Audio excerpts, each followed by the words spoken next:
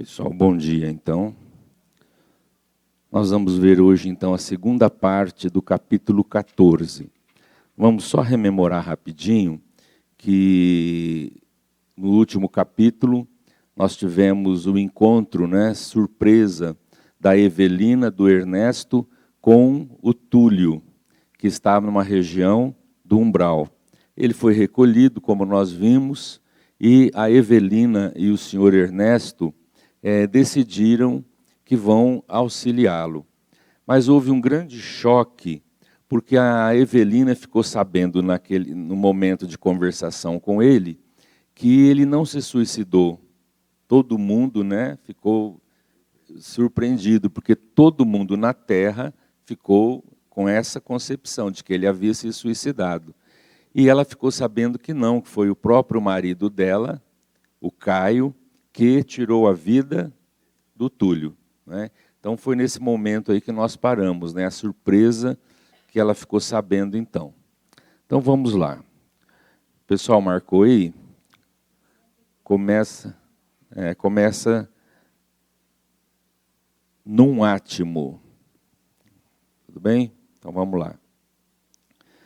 Num átimo, percebeu que Túlio não largara o corpo em arrancada suicida, mas sim constrangido pela arma daquele a quem desposara no mundo, ao mesmo tempo que Fantine, estupefato, concluía que o rapaz fora vítima de um crime desconhecido entre os homens, e fosse porque aflitivos pensamentos de culpa lhe azorragassem o cérebro, ou porque notava no moço o anseio indisfarçado de ficar a sós com Evelina, rogou telepaticamente a ela não fizesse o mínimo esforço por trazer Túlio à realidade, e sim tivesse paciência, até que pudessem estabelecer planos de socorro ao moço infeliz. A senhora Serpa entendeu e Ernesto pediu licença para afastar-se. Queria pensar, repousar. Ao demais, informou, era natural que os dois tivessem confidências de coração para coração. Mais tarde se reencontrariam, embora contrafeita, Evelina aqueceu. Então veja, o reencontro com o Túlio realmente foi muito trágico para a Evelina, não é? Porque ela até se sentia culpada, lembram? Porque ela estava aqui na Terra entre dois moços, o Túlio e o Caio, que acabou se tornando o esposo dela. E ela ficava com o Túlio, depois abandonou o Túlio. Ele tentou suicídio uma vez com o veneno, não conseguiu. E pela segunda vez, todo mundo acreditou que foi suicídio, que ele atirou no próprio peito. Mas ela fica sabendo que não, que foi o próprio esposo dela, o Caio, que tirou a vida do Túlio. Então eles percebem ali que o Túlio está totalmente vinculado à terra. Ele não percebe nada, que ele já está desencarnado. E ela começa a conversar com ele e percebe tudo isso. Então, o Ernesto vai dizer a ela o seguinte, vamos destacar aí. Ernesto rogou telepaticamente a Evelina não fizesse o mínimo esforço para trazer Túlio à realidade, e sim tivesse paciência até que pudesse estabelecer planos de socorro ao moço infeliz. É muito interessante esse destaque, porque nós vamos ver como a Evelina e o Ernesto estão progredindo na vida espiritual. Veja que eles já conseguem falar um com o outro telepaticamente, sem a necessidade de verbalizar. E os dois estão percebendo a situação que o Túlio está. Então, no momento, não se pode fazer nada por ele. Tem que aguardar, estabelecer planos para ver com o irmão Cláudio, né, que é o benfeitor, o que eles vão poder fazer no sentido de auxiliar o Túlio para o despertamento da realidade espiritual, não é? Então eles já conseguem telepaticamente se comunicarem. Muito bem, pessoal, alguma coisa podemos seguir? E o Ernesto sai e deixa os dois a sós. Por quê? Ora, a Evelina e o Túlio viveram anos de romance aqui na Terra, né? Então ele fala assim, eles devem ter coisas para confessar um ao outro, conversarem. Então o Ernesto pede licença e deixa os dois juntos. Então vamos lá. Quando se voltou, porém, para o ex-noivo, sentiu-se algo desamparada, qual se renteasse com perigos ocultos. Túlio convidou-a a pequeno passeio pelo parque da instituição que o albergava, e em poucos instantes, ei-los, um ao lado do outro, a passo vagaroso, entre sebes floridas e árvores protetoras, aspirando o vento embalsamado de nutrientes perfumes. Evelina, começou ele, quem é este velho que você está trazendo a tiracolo?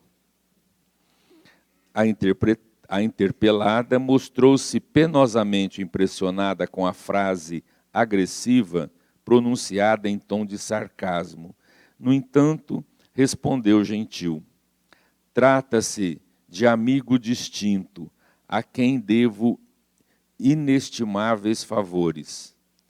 Ele chasqueou, compreenda que sofri muito para achar você. Agora, não cedo sua companhia a homem algum, mesmo que esse homem fosse seu pai. Ela se dispunha a revidar, solicitando moderação. Todavia, Mancini prosseguiu eufórico. Evelina, tenho um mundo de coisas a saber, a perguntar e a ouvir de você. Não sei, realmente se tenho estado louco. Onde estamos? Que fazemos? Entretanto, prefiro falar de você e de mim, unicamente de nós dois. Começa o diálogo. Veja como o Túlio está preso ainda, né, às concepções aqui da Terra. E ele já começa de forma agressiva, perguntando quem que é o senhor Ernesto, por que ele está junto dela. Quer dizer, totalmente enlouquecido, o ciúme que ele tinha aqui na Terra por ela, continua do mesmo grau, do mesmo nível, do mesmo jeito, né? E ele já começa, né, não vou dividir você com ninguém, né? E que ele está vivo, ele está pensando que está tudo, né? Mas, como a gente já viu em outros casos, quando a pessoa chega do lado de lá, se ela não tem um pouco de espiritualidade, de abertura mental, ela começa a achar as coisas confusas. Olha o que ele fala para ela. Evelina, não sei realmente se tenho estado louco. Onde estamos? O que fazemos? Ele sabe que é ele mesmo, mas onde ele estava, no umbral, aquele monte de espíritos infelizes, sofredores, ele não sabia onde ele estava. Ele fala, será que eu estou louco? Não é? E, mesmo acolhido na instituição ali de socorro, ele está acreditando piamente que ele está vivo. Vamos lembrar que quando Evelina e o senhor Ernesto chegaram também na instituição socorrista, no plano espiritual, os dois não acreditavam, né, que estavam mortos. Eles se olhavam, se sentiam, respiravam, tudo normal, né? Então, uma grande porcentagem de espíritos que desencarnam aqui na Terra chegam na vida espiritual com essa concepção ainda de estarem vivos. E porque eles não têm nenhuma abertura mental, não houve nenhum trabalho de espiritualização aqui na Terra, eles se sentem totalmente como se estivesse aqui na Terra. O perispírito, o corpo espiritual, ainda é denso, pesado. Então, eles confundem o corpo espiritual com o corpo físico. Então, começa essa questão. Acha que eu morri? Eu estou me vendo, eu estou aqui. Né? Não tem... Então, só a pouco e pouco, para esses casos, é que vai se revelando ao espírito a condição que ele está. Lembra no começo a Evelina e o Ernesto, aquela senhora que foi conversar com eles, né? Olha, tem um pessoal aí que eles falam que a gente morreu, né? Eu não acredito nisso, né? Isso é loucura. Eu acho que nós estamos num sanatório, nós devemos ter tido algum problema mental, neurológico, e a gente está aqui no meio desses loucos todos, né? Que eles não conseguiam conceber que estavam mortos.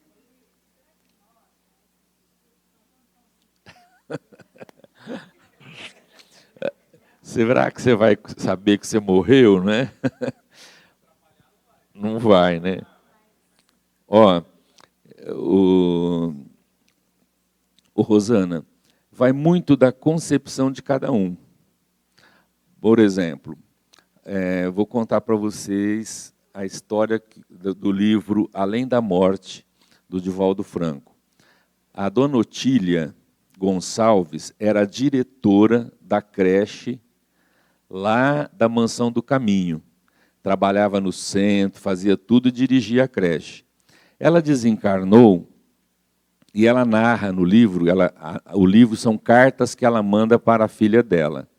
E ela narra que quando ela desencarnou, ela não se apercebeu do que estava acontecendo. Né? Ela estava lá vendo todo mundo indo para o velório, ela não sabia de quem que era o velório. Né? E ela foi ficando cada vez mais presas ali nas coisas da terra. Até que ela começou a sentir os reflexos do corpo físico. Então ela começou a se sentir gelada, gelando. E aí que ela se surpreendeu quando ela viu que o velório era dela mesma. Quer dizer, ela não havia percebido que ela tinha desencarnado. Aí ela viu, né, e aí pelos méritos dela, aí o Espírito Alta de Souza veio ampará-la, dizer que ela tivesse calma, né, que ela já estava bem, que ela não precisava se preocupar e tudo mais. Então você veja, vai muito da maturidade espiritual. Né? A pessoa pode, por exemplo, estar no centro espírita há 50 anos, mas maturidade dos ensinamentos ela não conseguiu granjear. Tanto é que tem espírita de 40 anos, se eu falar para ele que vai morrer, pelo amor de Deus, não quero isso, né? Não quero. Se falar de morte, a pessoa já não gosta muito, né? Oi? Não, querer não, mas conversar sobre, né? Mas a pessoa nem gosta de falar, né? Então ainda aquela coisa da maturidade, né, espiritual, né?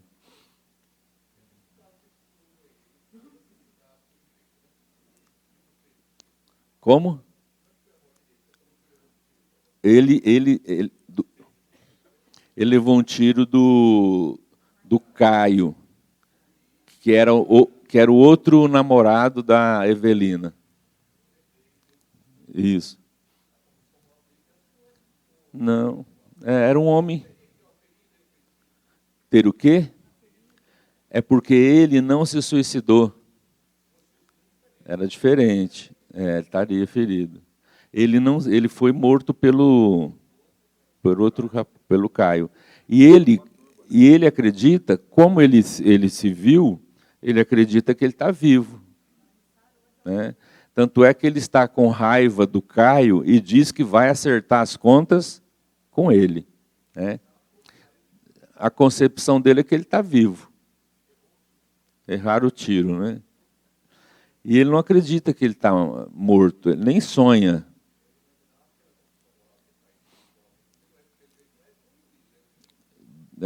É um homem comum da Terra, né? Mas aí o ferimento, o Joviniano, é o que eu sempre comento com vocês. Não existe nenhum tipo de reencarnação igual ao outro. A lei é a mesma, o nascimento é o mesmo, mas cada indivíduo tem a sua particularidade. Da mesma forma, não existe desencarnação uma igual à outra, porque o espírito é um mundo, é um universo.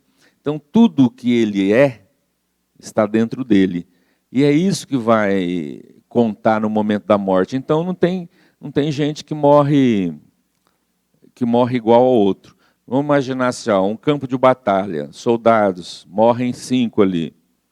Cada um vai ter uma experiência própria, né? Cada um. Vocês viram a dona Evelina e o seu Ernesto?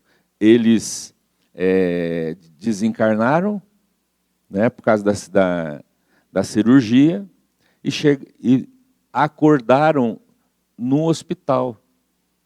Tranquilo, sem nada, eles acham que deu tudo certo a cirurgia. Então, cada um...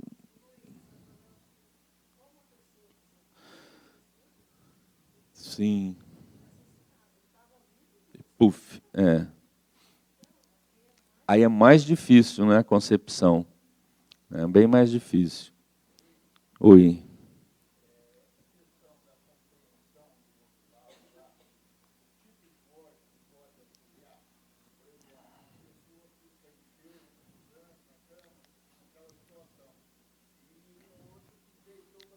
E acordou? Sim. Acordou morto, né? É assim, ó, o tipo de morte influencia sim. Né? A pessoa, ele dormiu, ele acorda achando que está tudo normal, que ele está vivo. A pessoa que ficou mais tempo com a enfermidade, isso facilita mais esse desprendimento. A pessoa muito tempo, é como se fosse um preparo, né? Um preparo para a desencarnação. Isso facilita. Agora, nós não podemos dizer que esse tipo de morte vai acontecer isso para todos os espíritos que morrem dessa maneira. Exatamente porque a gente falou aquilo, cada um é um. Mas o Chico dizia que o tipo de morte mais fácil para o espírito despertar no mundo espiritual é essa de enfermidade prolongada, velhice, você vai ficando quietinho, né, ali sentadinho na poltrona, o tempo passando, é como se fosse um preparo. Ele diz que é mais fácil para o espírito desembaraçar-se do que uma morte violenta, né? É mais difícil a pessoa.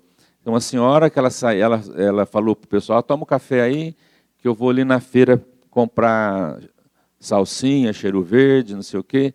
E ela saiu e teve um infarto e caiu na rua. Puff. Então, veja, é muito mais difícil, né? A pessoa estava indo na feira. Tuf, o mal súbito, ela...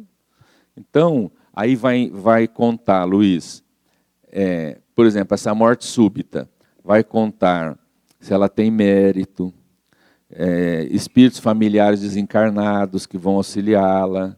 Então, tudo isso vai concorrer.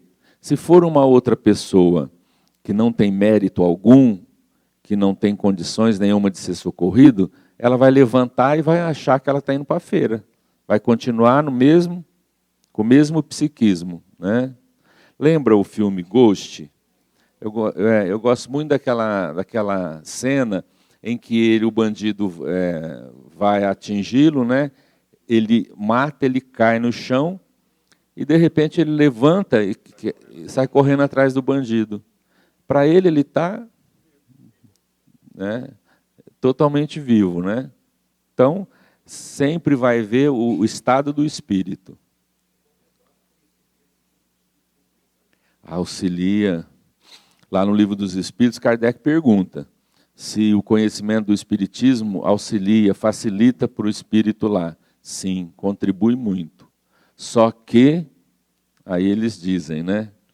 O bem que o indivíduo faz é o que conta mais, né? Eu posso ser totalmente ignorante de espiritismo. Eu posso ser, por exemplo, católico, de ter na minha casa o oratório e rezar com o terço, o rosário, aquela coisa toda. Minha mente é totalmente fixada a isso, né? Se eu tiver méritos, eu sou amparada, vou despertar no mundo espiritual, auxiliada, porque eu tenho méritos. A Evelina, que nós estamos vendo. Qualquer lugar. É o bem que a gente faz, é o que manda.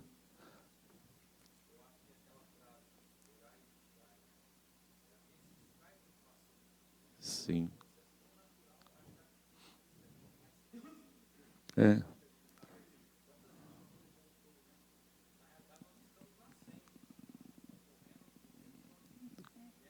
Para cá, é.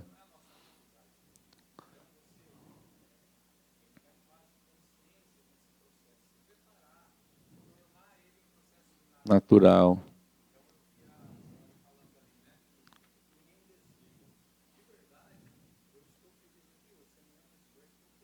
Também.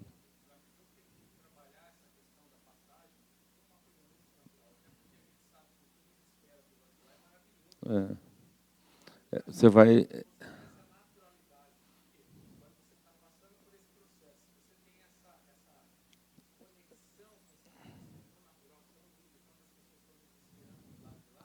É, facilita, né? Você facilita.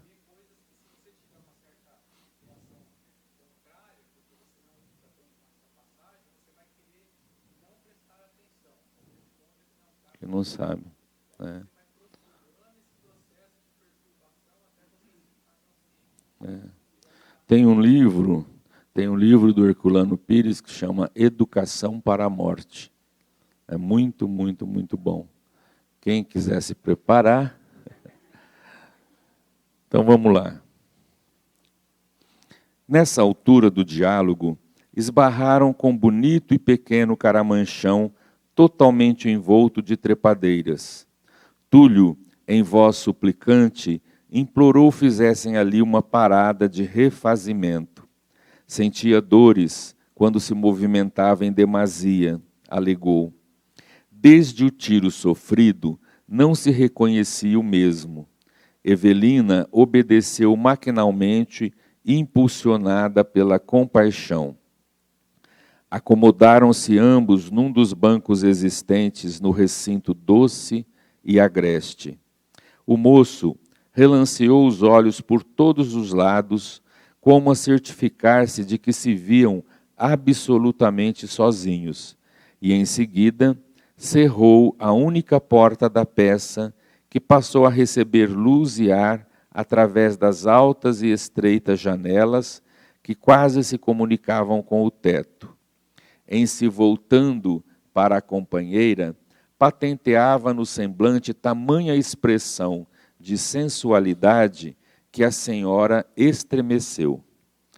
Evelina, Evelina, rogou ele apaixonadamente, você sabe que tenho esperado por este momento de felicidade em todos estes anos de angústia, você e eu juntos. Ela não foi totalmente insensível ao apelo afetivo daquele homem jovem a quem amara e enterneceu-se. Relembrou as noites de cochichada ternura nos parques e nos cinemas, antes de comprometer-se com um serpa.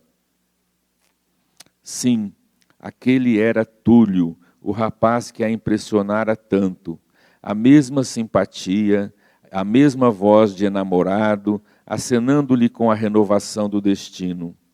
Instintivamente, rememorou as infidelidades do marido, o escárnio revestido de belas palavras, que recebera dele tantas vezes em casa, e por um momento balançou-se-lhe outra vez o coração entre os dois, qual ocorrera nos tempos do noivado.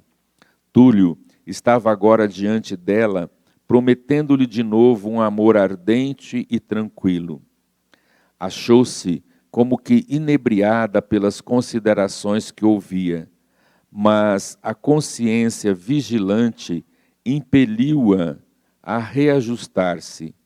Via-se dominada por estranho sentimento que a induzia para ele. No entanto, ao mesmo tempo, Algo em Túlio, naquele instante, lhe impunha medo e certa repugnância. Não era ele mais o cavalheiro de outra época.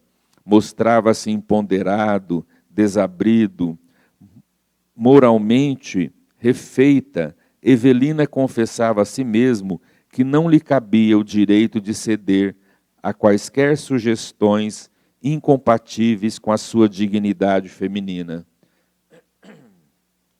Casara-se, devia ao esposo lealdade e acatamento. A consciência controlou a sensibilidade. A noção dos compromissos assumidos guardou-lhe a alma nobre e sincera. Impôs-se a fortaleza, guardou-lhe a alma nobre e sincera. Impôs-se a fortaleza e serenidade, resolvendo permanecer a cavaleiro de emoções que não se justificavam. Então veja como Túlio é o mesmo homem que ele era aqui na terra. Ele viu a Evelina e o primeiro ponto que a gente vê aí é que ele sabe que ele tomou o tiro, porque ele diz que depois do tiro ele não é o mesmo, mas não está lá com a ferida do tiro aberta, aquela coisa toda. Então veja que a nossa consciência, o nosso pensamento é que influencia. Então o Túlio deve ter achado que ele levou o tiro, como ele despertou, na consciência dele ele já levou o tiro, mas está bem, não morreu, né? A consciência dele já mostra isso. E ele é o homem que foi aqui na Terra, porque ele começa a já envolver-se com a Evelina, como para ele está na Terra, como ele era mesmo aqui. Então ele começa, né, a se voltar para ela com olhos diferentes, né? Olha lá, Túlio patenteava no semblante tamanha expressão de sensualidade que Evelina estremeceu. Então veja, ele já está com boas intenções para eles, né? Para ela, as más intenções. Foi passear no parque, levou ela num caramanchão, cerrou a porta, quer dizer, ele está achando que ele vai se envolver com ela novamente, e ela começou a sentir por ele aquela mesma atração que ela teve aqui na Terra. Veja que a Evelina, emocionalmente, ela é meio fragilizada, né? Instável, né? Ela ainda não tem um controle. Aqui nós vimos que ela controlou, né? Mas ela ficava entre os dois moços, Túlio e Caio. Ela nunca se resolveu, até que no fim ela optou pelo Caio, né? E para o Túlio agora vê-la novamente, estar ali com ela, é tudo que ele queria, né? Quando a gente fala que a gente carrega o que nós somos para a vida espiritual, a coisa é assim mesmo. Então nós morremos, vamos para o plano espiritual, e José continua sendo José, Maria continua sendo Maria. Ninguém morre e abre os olhos lá, né, iluminado, virou já um anjo, um espírito iluminado. Nós vamos continuar sendo nós mesmos. Eu levo para lá as minhas virtudes, aquilo que eu consegui aqui, mas também levo os meus defeitos, os meus problemas, as coisas que eu não resolvi. Por isso que é sempre importante, nessa educação para a morte que ele falou, a gente começar a ir deixando as coisas acertadas, né, por aqui. Não ficar, né, aquela pendência lá que você tem com fulano, que você não resolve.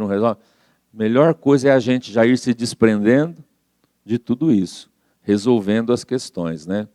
Agora, ele então, sensualmente, já foi para cima da Evelina, né? Ela sentiu aquele mesmo apelo do passado, mas ao mesmo tempo ela teve um certo medo. Ele não é o mesmo, ele está mais, né, naquela condição. Agora, nenhuma mulher vai saber de quem são esses olhos? Quem falou? Ah lá. George Clooney, o galanzão grisalho. Muito bem, pessoal, vamos lá então. Caprichei nos olhos, né? Então vamos lá. Enquanto semelhantes reflexões lhe escaldavam a cabeça, Túlio continuava: deixe-me recostar em seu colo, num momento só.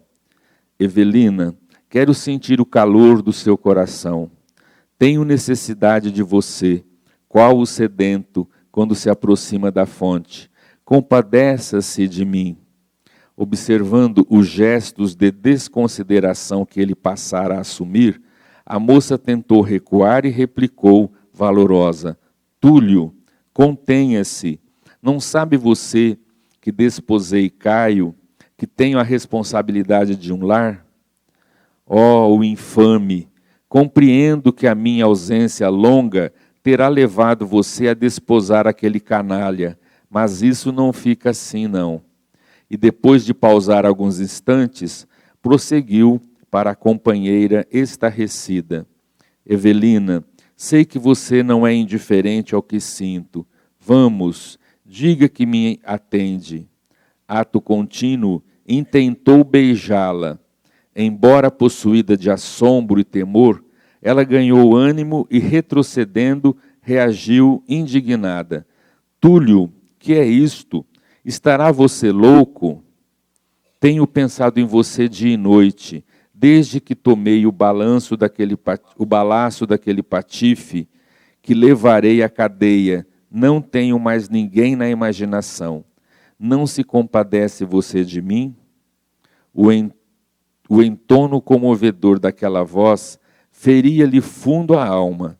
No entanto, Evelina objetou firme: compreendo a sua estima e agradeço a lembrança, mas julga você justo atacar-me assim, desrespeitosamente, quando já lhe falei que tenho um marido e por isso mesmo contas a prestar? Túlio silenciou por momentos.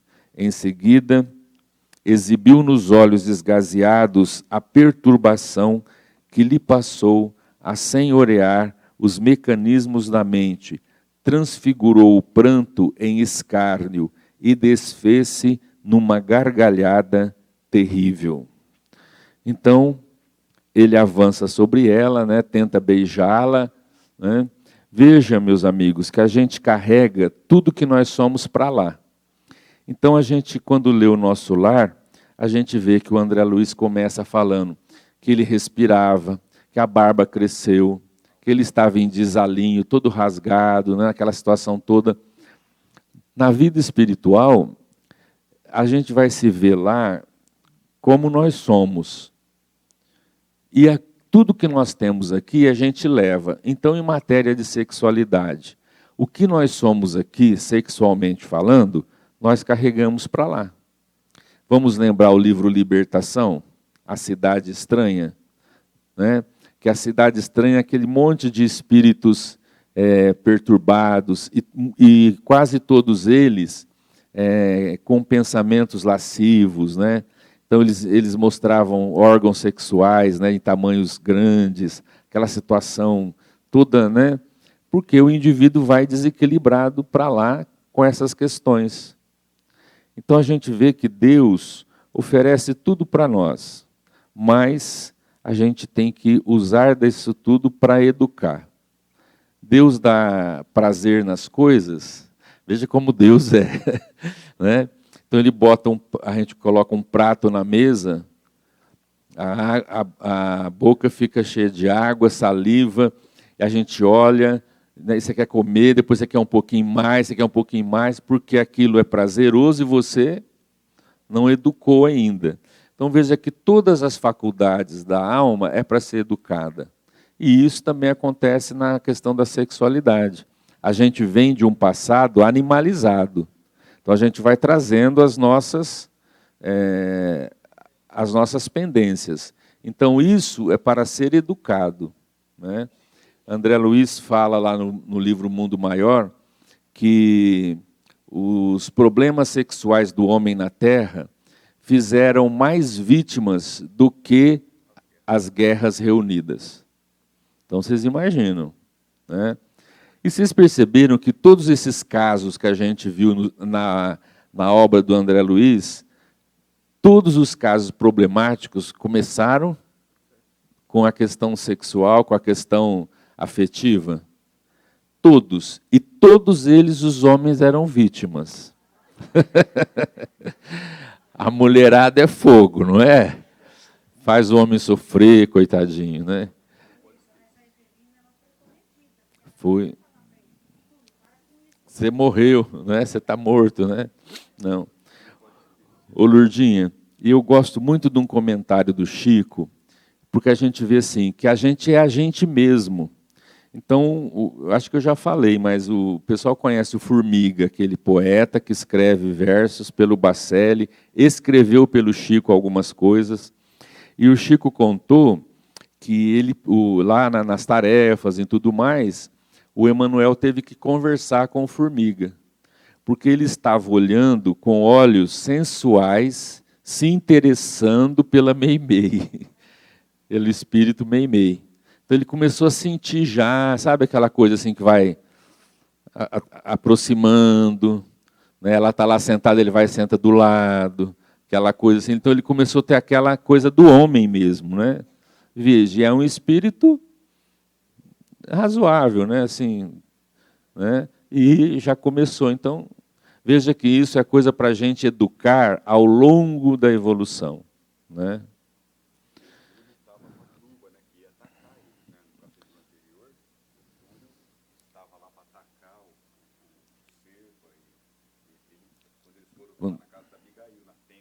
Isso. Estava lá. É assim.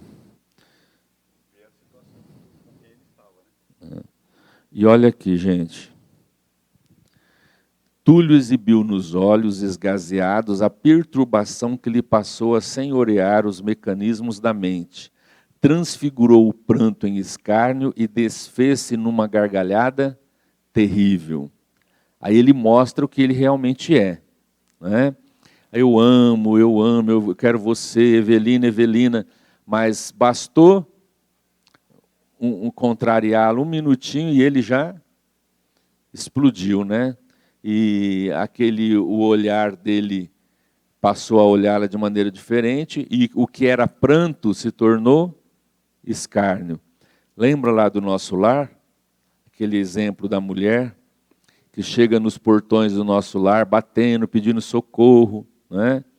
E o benfeitor diz para não abrir o portão. Aconteceu no departamento de regeneração, que vai e já tem os portões para o umbral. Então ela bate, grita, pede socorro e o benfeitor diz que não é para abrir o portão. O André Luiz fica... Eu estou comovido com essa mulher e chocado. Como nosso lar, essa colônia, não é em nome do amor, não é em nome da caridade. Né? Aí o benfeitor vê que ele ficou assim, surpreso e não entendeu nada. Ele falou assim, André, essa mulher, na verdade, ela não quer socorro. Ela não quer reforma, não quer disciplina, não quer enxergar a si mesmo. Você quer ver? Aí o benfeitor aproximou do portão e disse, minha irmã, o que você quer? Eu quero ajuda, eu estou sofrendo muito. Sim, nós percebemos o seu sofrimento, decorrente dos erros que você praticou na terra. Você era uma enfermeira e fez muitos e muitos abortos, né? Lucrou financeiramente com esses abortos, não chegou a se comover com as meninas que vinham te buscar. Quando ele começou a falar os erros que ela começou a fazer, para quê? A mulher pulava, né, dessa altura e começou a xingar o benfeitor. Eu não fiz nada disso, e pá, e pá. Então, na verdade, aquela mulher não estava pronta ainda para ser socorrida. Não tinha jeito ainda, né? Ela fingiu uma máscara de boazinha, mas ela, na verdade, era o que era.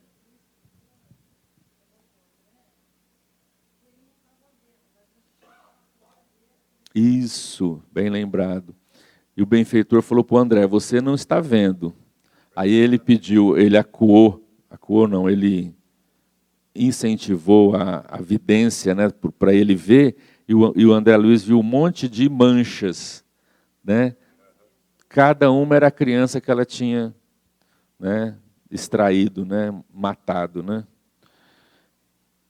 Então vamos lá. Aí ele ficou bravo, né? Olha o que ele começa a gritar para ela. Um marido, aquele crápula, zombou. O povo de onde venho agora, o povo da terra da liberdade, tem toda a razão. Entendo, você agora faz parte dos santos, mas eu não sou mascarado, sou o que sou, um homem com as funções que são próprias. Quero você, e isso a escandaliza? Boa piada. Você é uma mulher como as outras. Você não é melhor do que todas aquelas que conheço na terra da liberdade. Apenas com a diferença de que você se oculta na capa andrajosa da disciplina. Sim, suspirou Evelina magoada. Não nego a minha fragilidade humana. Não acredita você, porém, que a disciplina é a melhor maneira de educar-nos e dignificar os nossos sentimentos? Ha, ha, ha, galhofou ele. Obediência é a camisa de força em que os hipócritas metem os simples, mas você mudará de ideia. Olha essa frase, gente, como ele é. Obediência é a camisa de força dos hipócritas. A moça agoniada confiava-se à oração muda, implorando socorro aos poderes da vida maior. Enquanto isso, o companheiro avançava, mofando. Olhe para dentro de você mesma e verificará seu disfarce.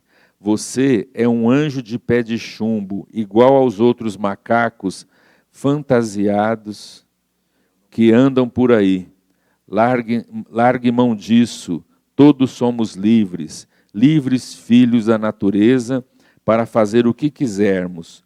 Proclame a sua independência, se não deseja acabar na senzala dos tartufos da sujeição. Túlio investiu para ela e estava prestes a agarrá-la, quando alguém providencialmente o bateu à porta. Constrangido embora, Túlio refez-se de imediato e foi atender. O mensageiro declinou para logo a sua condição. Tratava-se de auxiliar do instrutor Ribas e vinha da parte dele a fim de conduzir a irmã Evelina ao Instituto de Proteção Espiritual para a solução de assunto urgente. A senhora respirou aliviada e percebeu que fora ouvida na silenciosa petição, e enquanto agradecia em pensamento o amparo salvador, Túlio, seguido igualmente de perto pelo emissário, voltou à casa de reajuste, onde foi recolhido à cela especial, destinada a serviço de segregação e tratamento. Então veja, como ele realmente se mostrou como ele é, né, gente? Olha lá. Isso aqui é muito interessante a gente perceber lá o que ele falou. Ele avançou sobre ela, né, não aceitava aquele não que ela estava dando, e quando ele viu que ela realmente não queria, aí ele vem à carga, né, com todo o seu desequilíbrio, o seu rancor, e aí ele diz assim, ó, o povo de onde venho, o povo da terra da liberdade tem toda a razão. Entendo, você agora faz parte dos santos, mas eu não sou mascarado. O que será que é essa terra da liberdade? A parte que ele estava, né, aquele magote de espíritos que ele seguia, eles diziam isso, nós estamos na terra da liberdade, aqui a gente faz o que quiser, não tem consequência, aqui, né, agora você fica preso à disciplina, você está com essa coisa de santo, mas você é santo de pé de chumbo, né? Quer dizer, presa, não vou de jeito nenhum. E ele começa a agredi-la, né? Nesse sentido. Aí lembra que ela começou a ouvir tudo isso e ela disse assim, e em prece muda, ela pediu o concurso auxílio, né, da vida maior, imediatamente o instrutor Ribas manda um auxiliar lá para livrá-la, né, da situação. E o interessante é que quando o instrutor busca a Evelina, ele encaminha o Túlio para uma parte da instituição em uma cela especial, destinada a serviço de segregação e tratamento. Então ele vai ficar separado, segregado, preso naquela cela, até ter condições de ser amparado e ser assistido, né? Então, já essa coisa é socorro para ele, né? Se ele continuar desse jeito, ele vai ser atraído novamente para aquela região, que a mente dele está ligada a tudo aquilo lá. E ele, ainda mais que ele começa a falar, lá na terra da liberdade, né, o meu povo lá, nós estamos sim, ele vai se ligando e vai voltar. Então, numa cela de segregação e educação, né? E ele vai passar por um tratamento, né? Muito bem, pessoal. É isso daí que a gente ia ver hoje. Nós encerramos o capítulo e na semana que vem nós vamos começar o capítulo 15, vendo umas análises que ela vai fazer com os benfeitores com relação ao Túlio. Capítulo muito, muito interessante semana que vem. Tá ok?